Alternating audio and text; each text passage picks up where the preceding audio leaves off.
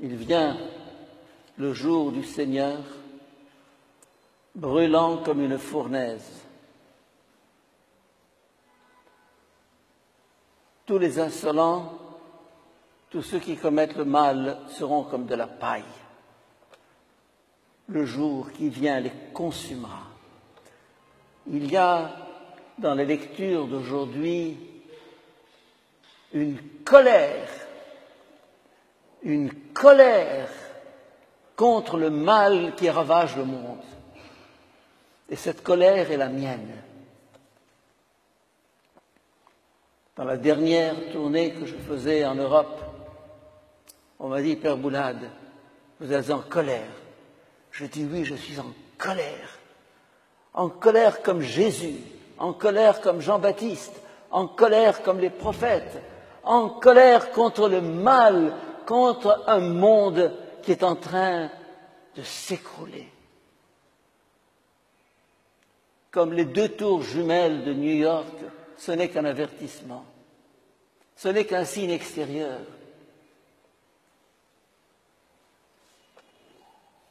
Le 31 août dernier, j'ai écrit un texte, 1 page. L'Occident a du sang sur les mains. L'Occident a du sang sur les mains. Quelques passages de ce texte. L'Occident s'est trahi, vendu, sali pour de l'argent, du pétrole, du gaz, des dollars, des euros. Cette situation au Proche-Orient depuis déjà bientôt 30 ans, avec l'anéantissement de l'Irak, avec 1 million de morts, cette guerre en Syrie actuellement, avec plus de 100 000 morts,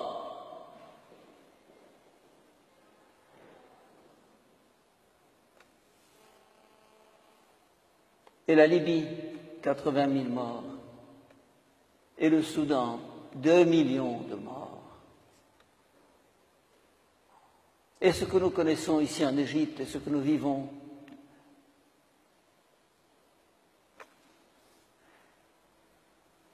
et les vidéos que nous recevons, où on voit des gens qu'on égorge, des enfants brûlés, sacrifiés, ça me met en colère, ça me fait pleurer. Non, non.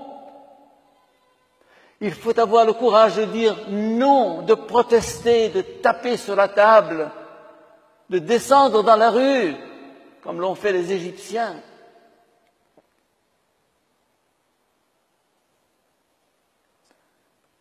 Mais malheureusement, toutes ces atrocités sont l'œuvre du pacte atlantique, Amérique, France, Angleterre en particulier.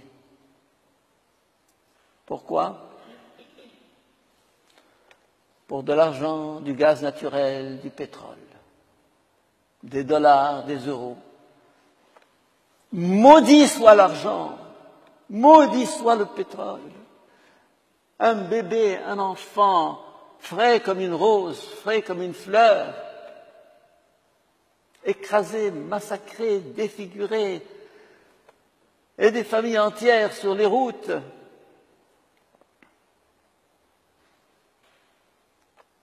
Plusieurs centaines de milliers de Syriens en Égypte, 1 million de Syriens au Liban, des centaines de milliers vers l'Irak, vers plutôt la Turquie, et plusieurs millions qui demandent à entrer en Suède. Une Syrie écrasée. Et dans ce texte, je dis l'Occident a perdu son âme. Il l'a vendue au diable, sacrifié à ces mammons qui s'appellent l'argent, le pouvoir, la puissance, la cupidité. Et j'ajoute quand une civilisation perd son âme, elle n'a plus qu'à disparaître, qu'à s'éteindre, qu'à s'écrouler.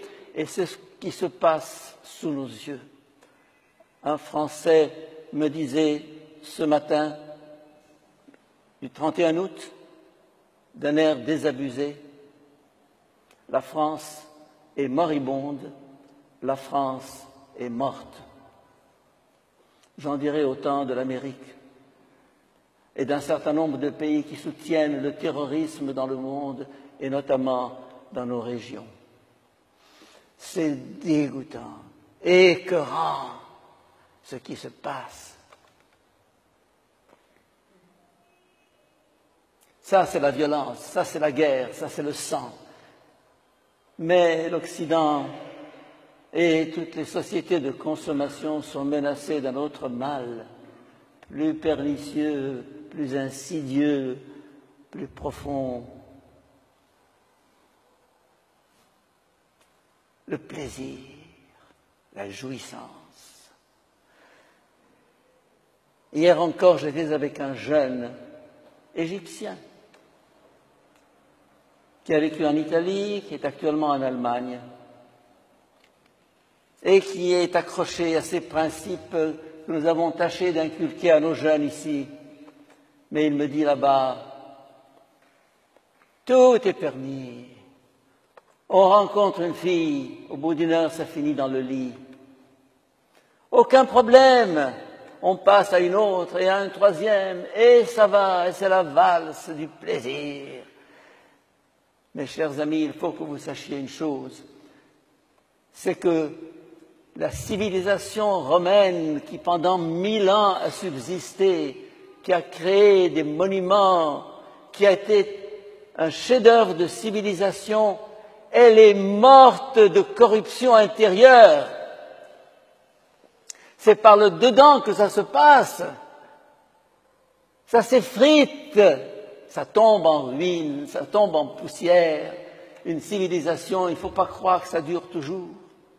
L'Europe, que sera-t-elle dans 20, 30 ans? Vous allez me dire, la Tour Eiffel, l'Arc de Triomphe et tous les monuments. Vous avez écouté ce que dit Malachie? Vous avez écouté ce que dit Jésus dans les lectures d'aujourd'hui? Il n'en restera pas pierre sur pierre. Les monuments extérieurs, zéro. Ils sont le fruit d'une culture, d'une civilisation, de valeurs humaines, spirituelles. Et quand ces valeurs s'écroulent, c'est fini. Là encore, je reprends mon texte.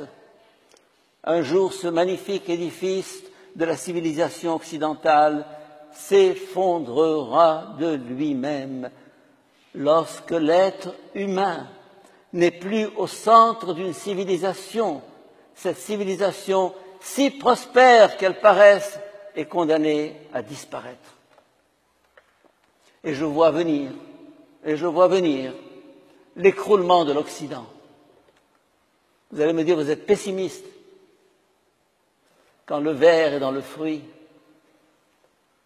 quand c'est pourri du dedans, quand les valeurs morales n'ont plus d'existence, quand on vend des êtres humains pour du pétrole et du gaz et des dollars et des euros, c'est fini. C'est fini. Alors il faut un réveil. Il faut une révolte. Il faut une révolution. Il faut crier, il faut descendre dans la rue.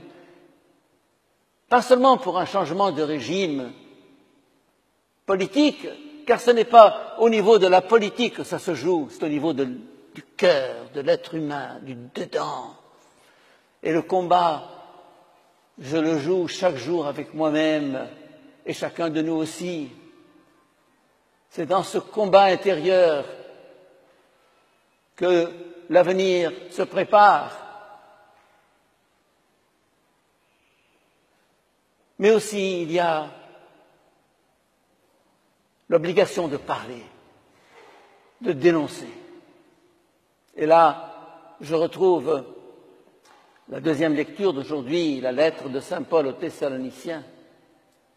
Il leur dit, travaillez, ne vous endormez pas dans la paresse, l'oisiveté, le farniente, la télévision.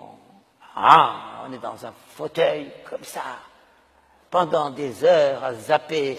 Et qu'est-ce que tu fais là-dedans? Pendant ce temps, des gens crèvent. Donnez prière, tout va bien. Oui, tout va bien. La colère du Seigneur, je la comprends aujourd'hui. Parce qu'on a voulu faire de Jésus un petit Jésus en chocolat, bonbon, sympathique, rose, gentil. On a éliminé la colère de Jésus. Eh bien, cette colère va se déclarer un jour. Il s'agit là du dernier jour, du jour du Seigneur.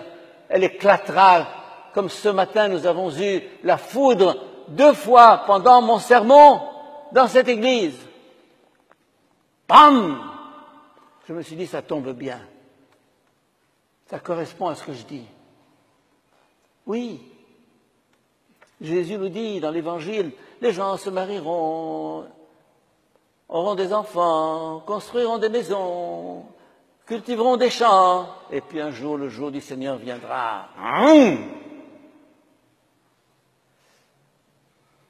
Ne nous endormons pas, mes chers amis. Soyons vigilants.